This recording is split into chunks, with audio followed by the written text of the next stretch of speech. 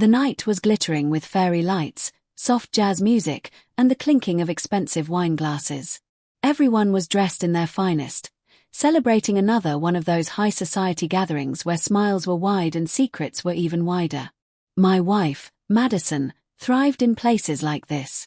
She wore a crimson dress that turned every head in the room, and she based in the compliments like a queen among peasants. I stood near the bar, silent but observant, watching her laugh to grow louder and her behavior shift from playful to reckless. I knew that laugh. It wasn't the laugh of a happy wife. It was the laugh of someone who believed she was untouchable. She stood in the center of a small crowd, her co-workers, a few of our friends, some strangers she just met, and she was loving every second of their attention. Someone joked, "Madison runs this marriage, doesn't she?" And instead of laughing it off gracefully, she smirked, tossed her hair back, and said loud enough for the entire circle to hear, "Please, he wouldn't survive a week without me." Laughter erupted, glasses raised, and then her eyes met mine, waiting for me to shrink back, to smile like a loyal, harmless husband. But I didn't. I didn't flinch. I didn't smile. I simply walked forward as calm as a man who already knew how this night would end.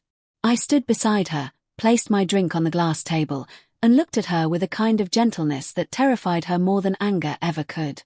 The room quieted a little, sensing a shift, and then with a small smile, I said, "Funny, that's what your boyfriend said, too." The silence that followed wasn't just quiet, it was absolute. It crushed the music, stopped the laughter, and froze every smile in the room. Madison's face lost all color in an instant. Her wine glass trembled slightly in her hand. Someone choked on their drink. A woman gasped. Her best friend widened her eyes and mouthed, "What?" The room was no longer a party. It was a courtroom, and I had just dropped the evidence. Madison forced a laugh. Weak and desperate. "Oh, come on. He's joking," she started, but her voice cracked halfway through. I tilted my head slightly, watching her crumble. "Should I show them the messages?" I asked quietly. "Or maybe the hotel receipts?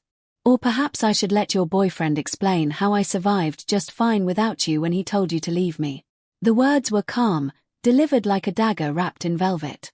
She blinked, tears forming at the corner of her eyes. "Stop," she whispered, her voice trembling. Her perfectly built confidence shattered in front of everyone. Her cousin stepped back. Her boss looked away. And her closest friends suddenly acted like they barely knew her. The same people who were laughing minutes ago now stood frozen, unsure whether to comfort her or avoid her entirely. She reached for my arm, but I stepped back gently but firmly. "You wanted attention tonight," I said. "Now you have it. All of it." Her lips quivered, mascara threatening to run. For the first time, she looked small, not in size, but in spirit. She wasn't the untouchable queen anymore. She was a woman who had underestimated her husband for far too long. The room stayed silent.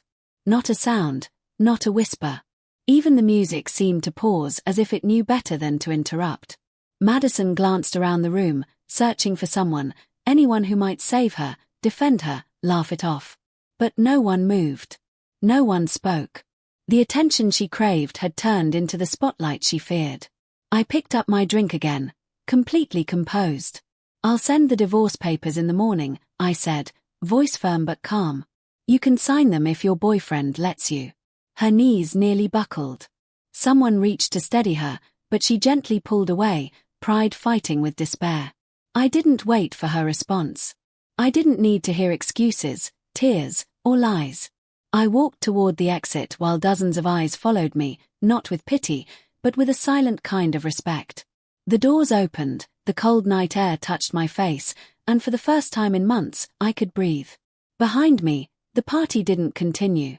No one laughed. No one danced. The woman who once lit up every room now stood in the center of it, broken, speechless, and stripped of the arrogance she wore better than her dress.